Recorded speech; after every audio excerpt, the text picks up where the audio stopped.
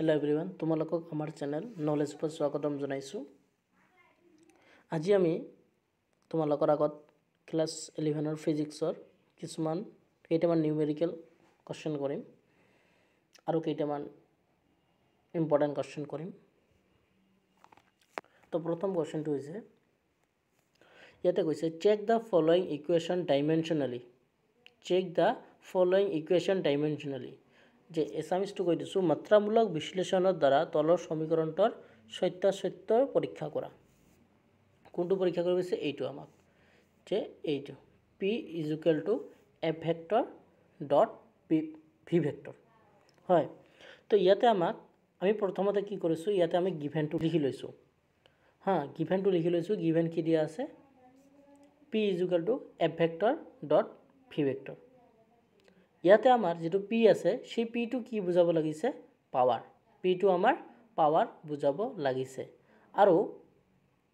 f টো যেটো আছে সেই f টো কি বুজাব লাগিছে ফোর্স বুজাব লাগিছে আৰু যেটো v আছে সেটো কি বুজাব লাগিছে ভেলোসিটি বুজাব লাগিছে এতিয়া আমি কি কৰিম এই যেটো আমাক দিয়া আছে আমাৰ যেটো দিয়া আছে p f vector dot v vector ইয়াত আমি লেফট হ্যান্ড সাইড টো লৈ লম কি লৈ লম আমি লেফট হ্যান্ড সাইড টো লৈ লম এইটো আমি লেফট হ্যান্ড সাইড টো লৈ লম হয় পাৱাৰ তো আমি লেফট হ্যান্ড সাইড টো লৈ লম তো লেফট হ্যান্ড সাইড টো আমি লৈ ল তাৰ কি হ'ব তাৰ ডাইমেনশনটো কি ওলাই আমাৰ এইটো ওলাই তো পাৱাৰৰ ডাইমেনশন এইটো মই লিখিব পাৰা কেতিয়াবা কোৱেশ্চনত এক নম্বৰৰ কাৰণে সুধি দিব পাৰে what is the dimension of পাৱাৰৰ ডাইমেনশন কি হয় তো এইটো আমি জানো যে পাৱাৰৰ ডাইমেনশন হৈছে ml² t⁻³ হৈছে তো এইটোক আমি কি কৰিলো এক নম্বৰ সমীকৰণ দি দিলো বুজি পালা প্ৰথম আমি কি কৰিলো লেফট হ্যান্ড সাইড টো লৈ ললো এতিয়া আমি ৰাইট হ্যান্ড সাইড লৈ লম কি লৈ লম ৰাইট হ্যান্ড সাইড এই ৰাইট হ্যান্ড সাইডটো কি আছে আমাৰ f vector dot v vector আছে এতিয়া আমি ইয়াতে দেখা ৰাইট হ্যান্ড সাইড লৈ লৈছো ইয়াতে আমি কি লৈ লৈছো ৰাইট হ্যান্ড সাইড লৈ লৈছো f vector dot v vector এতিয়া আমি যদি এটো ভাঙাও আমি যদি এটো ভাঙাও এই ইটো f vector dot v vector তেতিয়া আমি কি পাম f v cos θ এতিয়া ইয়াতে তোমালোকৰ এটা ভেক্টৰ এটা কনসেপ্ট আছে যে যদি তোমাৰ ডট থাকে যদি ডট প্ৰডাক্ট থাকে তেতিয়া তোমালোকৰ cos θ আহে কি আহে cos θ আহে আৰু যদি তোমালোকৰ ক্ৰস থাকিলেহেতেন ক্ৰস যদি থাকিলেহেতেন তেতিয়া তোমালোকৰ আহিলহেতেন sin θ কি আহিলহেতেন sin θ তো এইটো এটা ভেক্টৰৰ এটা তোমাৰ কি হয় কনসেপ্ট হয় তো তোমালোকে এইটো যেতিয়া তোমালোকে ক্লাস 12 ফৰ ম্যাথমেটিক্স পঢ়িবা তেতিয়া তোমালোকে এইটো ধুনিয়াকৈ বুজি পাবা ভেক্টৰৰ বিষয়ে বুজি পাবা আৰু 11 ৰ এটা চেপ্টাৰ আছে তো এইটো তোমালোকে ভাঙিলে কেনেকুৱা হ'ব তোমাৰ f v cos θ আহিব কাৰণ ডট আছে ডট থাকাৰ কাৰণে কি আহিল তোমাৰ cos θ আহিল আশা কৰোঁ এইখিনি বুজি পালা এতিয়া আমাৰ যেটো তোমাৰ এইটো আছে cos θ টো আছে এইটো হয় তোমাৰ ডাইমেনশনলেস হয় নহয় মানে ইয়াৰ ডাইমেনশন না থাকে সেই কাৰণে আমি কি লৈছো f আৰু v টো লৈছো হয় আৰু f ৰ যদি আমি কি উলিয়াই লও তোমাৰ ডাইমেনশন উলিয়াই লও তেতিয়া কি হয় আমি লিখিব পাৰো f ma কি লিখিব পাৰো f ma ইয়াতে m যেটো আছে তাৰ যদি আমি ডাইমেনশন উলিয়াও কি হ'ব m হ'ব ক্যাপিটাল m হ'ব আৰু a যেটো আছে সেই a যেটো ডাইমেনশন উলিয়াও মানে কি বুজাব লাগিছে এসিলাৰেশন তো আমি জানো যে এসিলাৰেশনৰ ডাইমেনশন হৈছে lt⁻², হয় না নহয় হয় তো এসিলাৰেশনৰ ডাইমেনশন কি হয় তোমাৰ lt⁻² আৰু এইটোক যদি আমি পূৰণ কৰি দিও কি হ'ব আমাৰ mlt⁻², বুজি পালা কথাটো আকৌ এবাৰ কৈছো চোৱা এই বস্তুটো তোমালোকে চোৱা f ৰ ডাইমেনশন উলিয়াব লাগে f ৰ আমি এটা ফৰ্মুলা জানো হয় না নহয় f ma ইয়াতে m টো মাস বুজাব লাগিছে ইয়াতে মাসৰ ডাইমেনশন কি হ'ব তোমাৰ ক্যাপিটাল এটা m হ'ব আৰু যেটো a আছে a ইয়াতে তোমাক এসিলাৰেশন বুজাব লাগিছে তো এসিলাৰেশনৰ তোমাৰ ডাইমেনশন কি হ'ব lt⁻², ইয়াতে আমি দুটা যদি পূৰণ কৰি দিও তেতিয়া আমি কি পাম mlt-2 পাম সেই কাৰণে আমি কি কৰিছো ইয়াতে লিখিছো এইটো ফোৰ্সৰ এইটো আমি ডাইমেনশন লিখিছো mlt-2 আৰু ভেলোসিটি ডাইমেনশন কি হয় lt⁻⁻1 হয় এতিয়া দুটাই যদি আমি কি কৰি দিও দুটাই যদি আমি পূৰণ কৰি দিও হয় তেতিয়া আমি কি পাম ml² t-2 কাৰণ ইয়াতে m এটা আছে l কেইটা আছে এটা ইয়াতে এটা হয় নহয় কাৰণ কি হয় আমি জানো যে a m * a n যদি A M into A N হয় তেতিয়া আমি ফৰ্মুলা কি জানো এ এম প্লাছ এন হয় নে নহয় যদি A M into A N থাকে তেতিয়া আমাৰ পূৰণ কি হয় আমাৰ পূৰণত থাকিলে বস্তুটো কি হৈ যায় তোমাৰ প্লাছ হৈ যায় তো কি হ'ব এ এম প্লাছ এন তেনেকৈ যদি আমি এইটো কৰোঁ এ এলৰ আগত ঘাত কিমান আছে 1 আছে এলৰ আগত ঘাত কিমান আছে 1 আছে আৰু ইয়াতে কিমান আছে 1 আছে তো দুটা পূৰণত আছে ন তো দুটা যদি পূৰণত থাকে আমি যদি দুটাকে প্লাছ কৰি দিওঁ তেতিয়া আমি কি পাম 1 + 1 2 মানে কি পাম আমি এল স্কোয়াৰ পাই যাম সেই কাৰণে আমি ইয়াতে কি লৈছোঁ এল স্কোয়াৰ ইয়াতে দেখা টিৰ উপৰত পাৱাৰ কিমান আছে তোমাৰ টিৰ উপৰত পাৱাৰ আছে তোমাৰ -2 প্লাছ ইয়াতে তোমাৰ টিৰ উপৰত মাইনাছ কি আছে তোমাৰ -1 আছে -1 হয় -1 আছে তো এইটো কৰিলে কিমান হ'ব টি -2 মাইনাছ কিমান হ'ব 1 হ'ব বুজি পালা টি -2 প্লাছ -1 হ'ব তো কিমান হ'ব টি টু দি পাৱাৰ -3 হ'ব বুজিলা তো এইটো লিখিছে টি টু দি পাৱাৰ -3 লিখিছে দেখা টি টু দি পাৱাৰ -3 তো এইটোক আমি ইকুৱেশ্যন 1 দিছিলোঁ আৰু এইটোক আমি ইকুৱেশ্যন 2 দিলোঁ এতিয়া আমি দুটা ইকুৱেশ্যন যদি কম্পেয়াৰিং কৰোঁ দুটা ইকুৱেশ্যন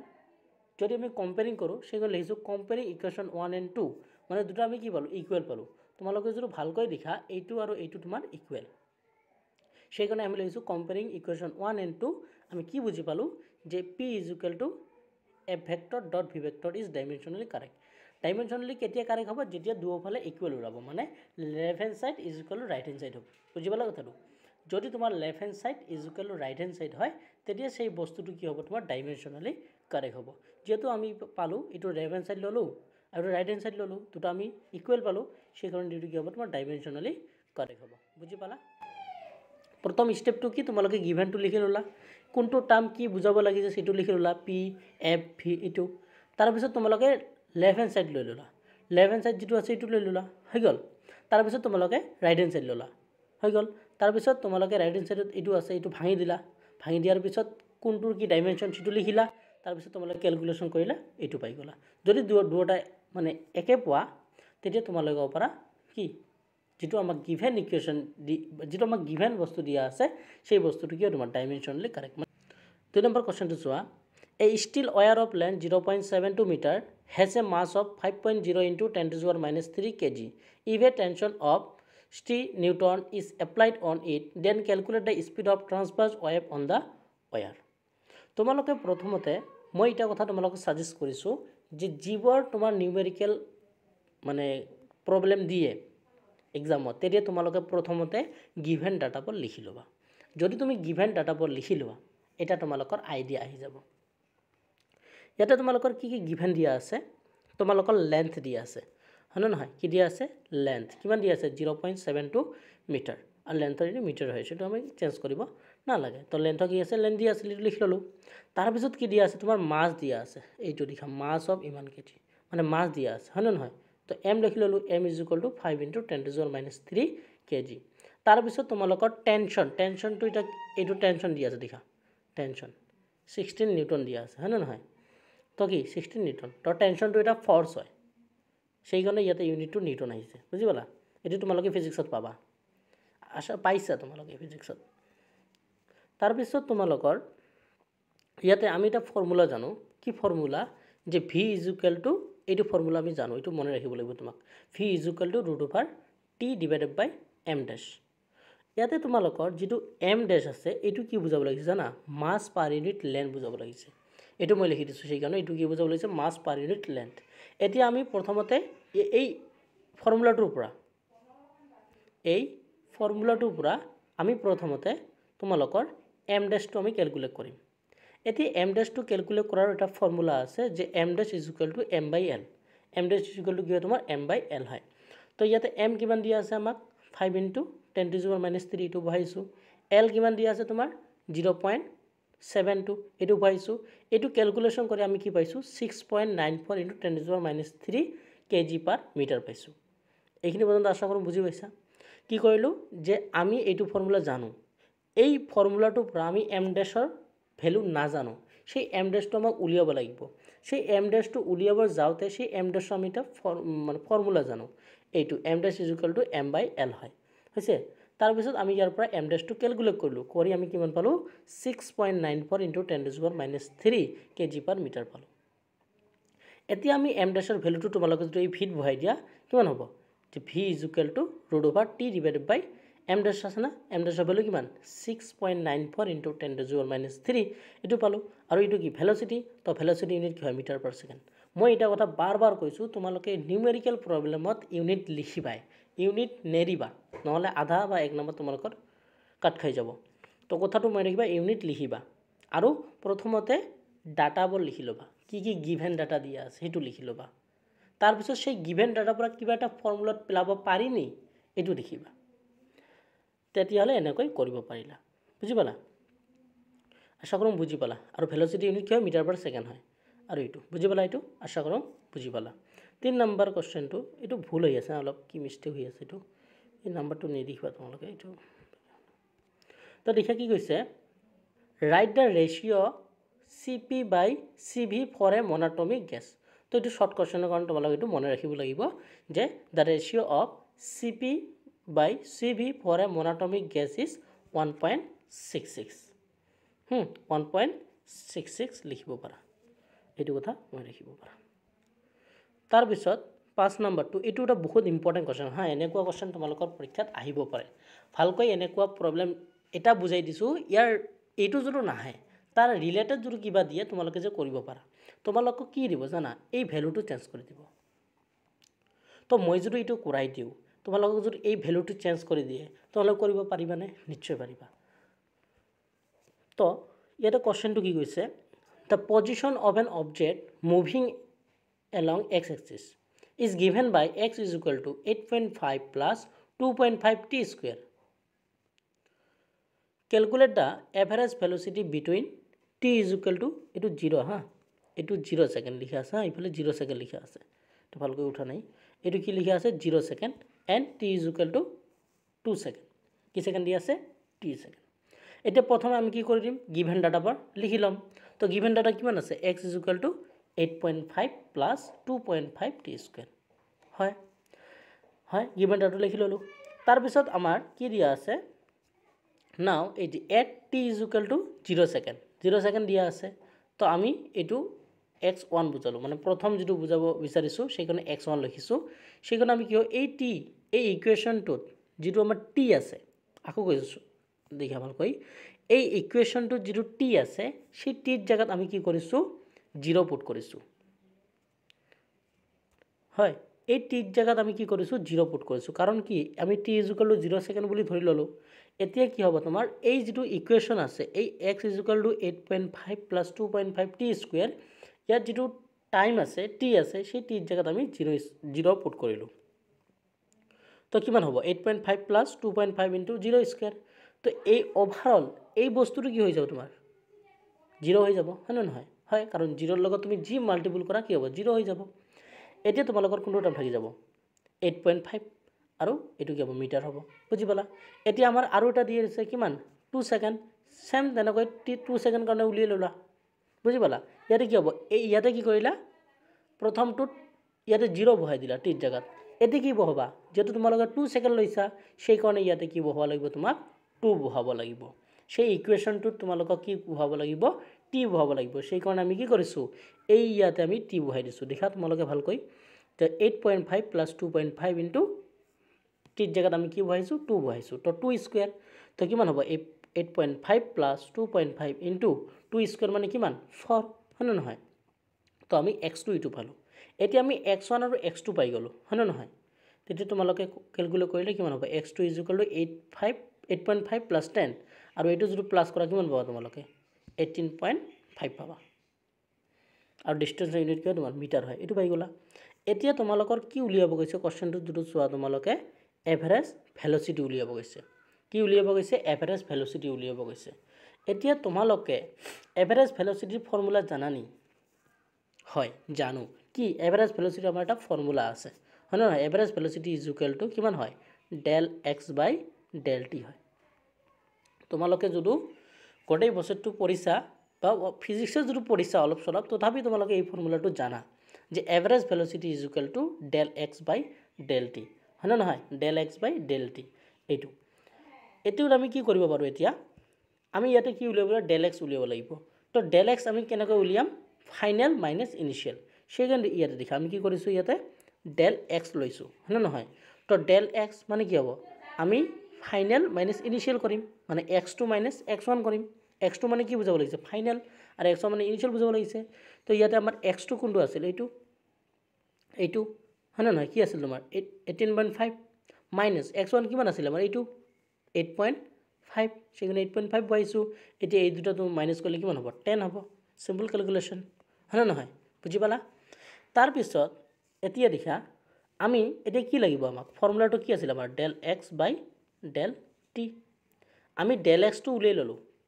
এতিয়া আমাৰ ডেল টিটো বাকী আছে হয়নে নহয় ডেল টিটো বাকী আছে এতিয়া আমাক ডেল টি উলিয়াব লাগিব ডেল টি কি হ'ব তোমাৰ ডেল এক্স যোটো কি হয় মানে ডেল এক্স মানে কি হৈছিল তোমাৰ x2 minus x1 del T কি হ'ব তোমাৰ t2 মাইনাছ t1 হ'ব t2 কিমান পাইছিলোঁ আমি কোৱাচোন ইয়াতে দেখা টি2 কিমান পাইছিলোঁ আমি সেইকাৰণে আমি আগৰ পৰা উলিয়াই লৈছিলোঁ ইয়াতে দেখা আমি টি2 কিমান পাইছিলোঁ 2 পাইছিলোঁ এইটো টি2 কাৰণ কি ফাইনেল মাইনাছ ইনিচিয়েল ফাইনেল কিমান 0 সৰি ফাইনেল কিমান 2 ফাইনেল 0 নহয় সৰি ফাইনেল 2 হয় নহয় ফাইনেল 2 ইনিচিয়েল কিমান 0 বুজি পালা কথাটো তো কি হ'ব তোমাৰ ফাইনেল কিমান আছে 2 মাইনাছ ইনিচিয়েল কিমান আছে 0 তো 2 থাকি 0 গ'লে কিমান হ'ব তোমাৰ 2 হ'ব তো হেজ এভাৰেজ ভেলোচিটি এইটো দিখা আমি ফৰ্মুলা বহাই দিছোঁ ডেল এক্স বাই ডেল টি তো ডেল এক্স কিমান পালোঁ আমি ডেল এক্স এই দিখা আমি 10 পালোঁ আৰু ডেল টি কিমান পালোঁ আমি ডেলটো আমি 2 পালোঁ কিমান পালোঁ 2 পালোঁ 2 বহাই দিলোঁ তো কিমান হ'ব 10 ডিভাইডেড বাই 2 মানে কিমান 5 আৰু যেটো ভেলোচিটি সেই ভেলোচিটি ইউনিটটো কি হয় তোমাৰ মিটাৰ হয় মই আকৌ এবাৰ কৈছোঁ তোমালোকে ইউনিট লিখিবা তো এইটো বুজি পালা আকৌ এবাৰ মই বস্তুটো সামাৰাইজ কৰি দিছোঁ আমাক উলিয়াব লাগে এভাৰেজ ভেলোচিটি কট t = 0 second and t = 2 second এইবাৰ তোমাক ভ্যালুবোৰ চেঞ্জ কৰি দিব পাৰে তেতিয়া তোমালোকে কৰিব পাৰিবা যদি বুজি পাইছা আৰু যদি বুজি পোৱা নাই কমেন্ট সেকশনত জনাব পাৰা ইয়াতে এভাৰেজ ভেলোচিটি এটা ফৰ্মুলা আছে average velocity = del x by del t ইয়াতে আমাক প্ৰথমতে x উলিয়াব লাগিব del x উলিয়াব লাগিব তাৰ পিছত আমাৰ del t উলিয়াব লাগিব তাৰ পিছত যদি আমি ফৰ্মুলা বহাই দিও আমি আমাৰ আনসাৰটো পাই যাম সেই কাৰণে আমি কি কৰিছো প্ৰথমতে at t = 0 সেকেন্ড ধৰি লৈছো দে ইয়াতে t জায়গা 0 বহাই দিছো ক্যালকুলেশন কৰিছো এইটো পাইছো ফিট 2 বহাইছো 2 বহাৰ পিছত আমি ক্যালকুলেশন কৰিছো কৰি এইটো পাইছো হৈ গল তাৰ পিছত আমি কি কৰিছো del x উলিয়াই লৈছো তাৰ পিছত x2 কৰি x2 x1 কৰিছো সেটো পাই গৈছো তাৰ পিছত কি কৰিছো আমি del t উলিয়াই লৈছো কিমান হ'ব t2 t1 কৰিছো এটো পাইছো তেতিয়া আমি এভাৰেজ ভেলোচিটিৰ ফৰ্মুলাটা এনেকৈ বহাই দিছো কিমান হ'ব তোমাৰ del x by del t = 10/2 মানে 5 মিটাৰ পাৰ সেকেন্ড তো এইটো এটা ইম্পৰ্টেন্ট কোৱেশ্চন হয় তোমালোকে এইটো চাই যাবা তোমালোকৰ পৰীক্ষাত আহিব পাৰে নেক্সট কোৱেশ্চন টু চোৱা আৰু এটা কোৱেশ্চন আছে কি কৈছে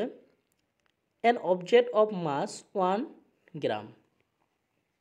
falling from a height 1 kilometer hits the ground with a speed of 5 meter per second calculate the change in kinetic energy আমাক কি উলিয়াব গৈছে change in kinetic energy উলিয়াব গৈছে প্ৰথমতে কি কৰিবা আকৌ এবাৰ কৈছো প্ৰথমতে তোমালোকে given data বুলি লিখি লবা তো ইয়াতে কিমান দিয়া আছে তোমাৰ মাস দিয়া আছে হয় না নহয় তো মাস কিমান আছে 1 গ্রাম দিয়া আছে ইয়াতে দেখিবা তোমালোকে ডাইৰেক্ট কিন্তু ইয়াতে যদি 1 গ্ৰামতে যদি ক্যালকুলেট কৰি তোমালোক ভুল হৈ যাব কিয় কাৰণ তোমালোকৰ এইটো কি হয় মাসৰ ইউনিট তোমাৰ কেজি হয় তোমালোকক গ্ৰামৰ পৰা কেজিত ক্যালকুলেট কৰিব লাগিব মানে কনভাৰ্ট কৰিব লাগিব ক্যালকুলেট নহয় সৰি কনভাৰ্ট কৰিব লাগিব নহলে ভুল হৈ যাব ইয়াতে কি হয় 1 গ্ৰামক যদি তোমালোকে কেজি লৈ কনভাৰ্ট কৰা তেতিয়া কি হ'ব তোমালোকক কি কৰিব লাগিব 1000 দি ডিভাইড দিব লাগিব তো কি হ'ব 1 ডিভাইডেড বাই কিমান হ'ব তোমাৰ 1 ডিভাইডেড বাই 1000 হৈ যাব তেতিয়া তোমালোক কি লিখিব পাৰা 1 * 10 to the power -3 বুজি পালা সেই কাৰণে আমি কি লৈছো 10 to the power -3 লৈছো মানে 1 লগ পূৰণ কৰিলে সেটোই হ'ব বুজি পালা 10 to the power -3 কেজি আহি গল বুজি পালা প্ৰথমতে তোমাক গ্ৰামৰ পৰা কেজি বনাব লাগিব কাৰণ কি হয় মাসৰ ইউনিট তোমাৰ কি হয় কেজি হয় সেই কাৰণে আমি কেজি বনাই ললো তাৰ পিছত আমাক দিয়া আছে কি কৈছে 1 গ্রাম falling from a height ইয়াতে দেখা আমাক h দিয়া আছে এইজ কিমান দিয়া আছে 1 কিলোমিটাৰ দিয়া আছে হয় না নহয় 1 কিলোমিটাৰ দিয়া আছে এতিয়া তোমালোকে হাইটৰ ইউনিট কিয় তোমাৰ মিটাৰ হয় হয় না নহয় সেই কাৰণে আমি কি কৰো ইয়াতে হাইটক আমাক কি কৰিব লাগিব মিটাৰত কনভাৰ্ট কৰিব লাগিব এইবোৰ তোমাক জানিব লাগিব হাইটক কি কৰিব লাগিব মিটাৰত কনভাৰ্ট কৰিব লাগিব এতিয়া কিলোমিটাৰ তোমালোকে মিটাৰত কনভাৰ্ট কৰিলে কি কৰিব লাগে মই কৈছো যে কিলোমিটাৰৰ পৰা মিটাৰ যদি তোমালোকে কনভাৰ্ট কৰা 1000 দি ডিভাইড কৰি দিবা সৰি 1000 দি তোমালোকে মাল্টিপল কৰি দিব পাৰা ইয়াতে আমাৰ এইজ দিয়া আছে 1 কিলোমিটাৰ তো 1 কিলোমিটাৰৰ পৰা আমাক মিটাৰ বনাব লাগে যদি কিলোমিটাৰৰ পৰা মিটাৰ বনাব লাগে তেতিয়া তোমালোকে কি কৰিবা জানা তেতিয়া তোমালোকে 1000 দি মাল্টিপল কৰিবা তো 1 * 1000 তো 1 * 1000 তোমাৰ কিমান হ'ব 1000 আৰু 1000ক আমি কি লিখিব পাৰো 10 টু দি পাৱাৰ 3 কাৰণ তিনটা শূন্য আছে তো কিমান হ'ব 10 টু দি পাৱাৰ 3 বুজি পালা সেইকাৰণে আমি 10 টু দি পাৱাৰ 3 মিটাৰ লৈছো আৰু আমাক দিয়া আছে hit the ground with a speed এইটো দেখে স্পীড দিয়া আছে মানে কি ভেলোচিটি দিয়া আছে আমাক v = 15 মিটাৰ পাৰ সেকেন্ড তাৰ পিছত এতিয়া আমাক কি উলিয়াব লাগে আমাক কাইনেটিক এনাৰ্জি উলিয়াব লাগে আৰু ইয়াতে আমাৰ এটা গিভেন যদিও দিয়া নাই আমি তো জানো যে গ্ৰেভ এইটো তোমাৰ কনস্ট্যান্ট হয় না এইটো তো কিমান হয় g = 9.8 metre per second square এইটো আমি জানো হয় না এইটো লিখি লৈছো কাৰণ এইটো আমাক দৰকাৰ হ'ব কোশ্চেনটোত আমাৰ দৰকাৰ হ'ব সেই কাৰণে আমি এইটো লিখি লৈছো এতিয়া দেখা তোমালোকৰ আমি কাইনেটিক এনাৰ্জি যদি উলিয়াই লও প্ৰথম কেছৰ কাৰণে উলিয়াইছো সেইকাৰণে k e1 দিছো কিমান হ'ব হাফ m প্ৰথমৰ কাৰণে কি দিছো আমি 0 প্ৰথমৰ কাৰণে আমি কি দিছো 0 দিছো মানে প্ৰথম লৈছো তে সেই কাৰণে 0 মানে ইনিশিয়ালৰ কাৰণে 0 লৈছো তো k e1 মানে আমি কি কৰিছো আমাৰ v জায়গাত যেটো ভেলোচিটি মানে ইনিশিয়াল ভেলোচিটিটো 0 হ'ব হয় না নহয় ইনিশিয়াল ভেলোচিটি কি হ'ব তোমাৰ 0 হ'ব বুজি পালা ইনিশিয়াল ভেলোচিটি 0 মানে ইনিশিয়াল মানে কি প্ৰথম ভেলোচিটি যেটো আছে প্ৰথমতৰ ভেলোচিটি কি হ'ব তোমাৰ 0 হ'ব সেই কাৰণে আমি v জায়গাত কি পাইছো 0 পুট কৰিছো v = কি পুট কৰিছো আমি 0 পুট কৰিছো বুজি পালা তাৰ পিছত ক্যালকুলেট কৰিলে কি হ'ব 0 হ'ব তাৰ পিছত দুই নম্বৰ কেছ k e2 লৈছো k e2 ত কি কৰিছো আমি এইটো যেটো ভেলোচিটি আছে এইটো ল'ব লাগিব এইটো কি আমাৰ ফাইনাল ভেলোচিটি এইটো কি আমাৰ ফাইনাল ভেলোচিটি বুজি পালা এই v2 টো আমাৰ কি মানে তোমাৰ এই যেটো তোমাৰ সেকেন্ড কেছটো লৈছো তাত v2 কি হ'ব তোমাৰ ফাইনাল ভেলোচিটি তো ফাইনাল ভেলোচিটি কিমান দি আছে তোমাৰ 50 মিটাৰ পাৰ সেকেন্ড সেইকাৰণে আমি এইটো লৈছো হৈছে এতিয়া তোমালোকে ক্যালকুলেশনটো ইয়াতো কৰিব পাৰা বা তোমালোকে লাষ্টতো কৰিব পাৰা মই ইয়াতে কৰা নাই মই লাষ্টত কৰিছো তোমালোকে ইয়াতো কৰিলেও হৈ যাব কিন্তু তেতিয়া তোমালোকৰ কি উলাব কাইনেটিক এনাৰ্জি আৰু কাইনেটিক এনাৰ্জি আমি ফৰ্মুলা জানো del k = final minus initial মানে k e2 - k e1 এটা k e2 কিমান দিয়া আছে k e2 কিমান দিয়া আছে তো k e2 এইটো দিয়া আছে আমাৰ দেখা এইটো আমি পালো বুজি পালা তো কিমান হয় k e2 এইটো বহাই দিলো মাইনাস k e1 কিমান আছে 0 সেখানে 0 বহাইছো তাৰ পিছত কি হ'ব এইটো হ'ব তো 1/2 * 10⁻³ এতিয়া তোমালোকে যদি 50ক স্কয়াৰ কৰা তেতিয়া কি পাবা তোমালোকে 5ৰ স্কয়াৰ কিমান তোমাৰ 25 5ৰ স্কয়াৰ কিমান তোমাৰ 25 আৰু শূন্য কেইটা হৈ যাব তোমাৰ দুটা হৈ যাব বুজি পালা এটো লিখিলো তাৰ পিছত আমি কি কৰিলো এইটোক 2 দি কাটলো এটোক আমি কি কৰিলো 2 দি কাটি দিলো 2 দি কাটলে কিমান হ'ব 2 এর গুণ 2 2 দুগুণ 4 এক কি যাব যাব এরি তো 10 থাকব তো 5 দুগুণ 10 আসলে ইবো জানা তো কিমান হ'ব 1250 হ'ব বুজি পালা এতিয়া কি কৰিম এতিয়া আমি যদি এটো কৰো যে 10 টু দি পাৱাৰ -3 আছে থাকিব দিয়া 125 ইনটু কি হ'ব 10 টু দি পাৱাৰ 1 কাৰণ এটোক আমি কি লিখিব পাৰো মানে এটো 1250 এটোক আমি কি লিখিব পাৰো 125 ইনটু 10 টু দি পাৱাৰ 1 লিখিব পাৰো বুজি পালা এটোক আমি 1 লিখিব পাৰো এতিয়া আমি এটো লিখিলো লিখাৰ পিছত কি হ'ব তোমাৰ এইটো লিখা 10 টু দি পাৱাৰ -3 আৰু 10 টু দি পাৱাৰ 1 সেম আগতে মই কলো যে a to the power m into a to the power n আমি কি লিখিব পাৰো a m plus n same তেনেকৈ কৰি দিয়া কিমান আছে 10 to the power -3 10 to the power -3 আৰু 10 টু দি পাৱাৰ 1 সেটো কৰিলে কিমান হ'ব 10 টু দি পাৱাৰ -3 plus 1 কিমান হ'ব 10 টু দি পাৱাৰ -2 হ'ব পৰসংখ্যান মাইনাস আছে বুজি পালা তো কিমান হ'ব 10 টু দি পাৱাৰ -2 হ'ব সেইকাৰণে আমি লিখিছো ইয়াতে লিখা তোমালোকে 10 টু দি পাৱাৰ -2 ইনটু 125 এতিয়া 10 টু দি পাৱাৰ -2 আমি কি লিখিব পাৰো 10 টু দি পাৱাৰ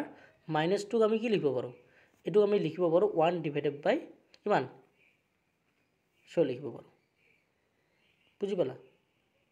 হৈছে আৰু এইটোক যদি আমি ক্যালকুলেশন কৰোঁ কিমান হ'ব এইটোক যদি আমি ডিভাইড কৰোঁ 100 দি যদি আমি একক ডিভাইড কৰোঁ তেতিয়া আমি কি পাম 0.01 পাম কিমান পাম 0.01 পাম এইটো লিখাইছো দেখা 0.01 ইনটু কিমান আছে 125 তাৰ পিছত এইটো যদি তোমালোকে পূৰণ কৰি দিয়া তেতিয়া তোমালোকে কি পাবা এইটো যদি তোমালোকে পূৰণ কৰি দিয়া 1.25 পাবা আৰু ইয়াতে কাইনেটিক এনাৰ্জি ন তো এনাৰ্জি ইউনিট কি হয় তোমাৰ জুল হয় এইটো এনাৰ্জি ন এইটো কি কাইনেটিক এনাৰ্জি তো ইয়াৰ ইউনিট কি হ'ব তোমাৰ জুল হ'ব ইয়াৰ ইউনিট কি হ'ব তোমাৰ জুল হ'ব সেই কাৰণে আমি কি লৈছো ইয়াতে ইউনিট কি লৈছো জুল লৈছো তো ইউনিট লিখিবা নহলে তোমালোকৰ মাৰ্ক কাটি যোৱাৰ সম্ভাৱনা থাকে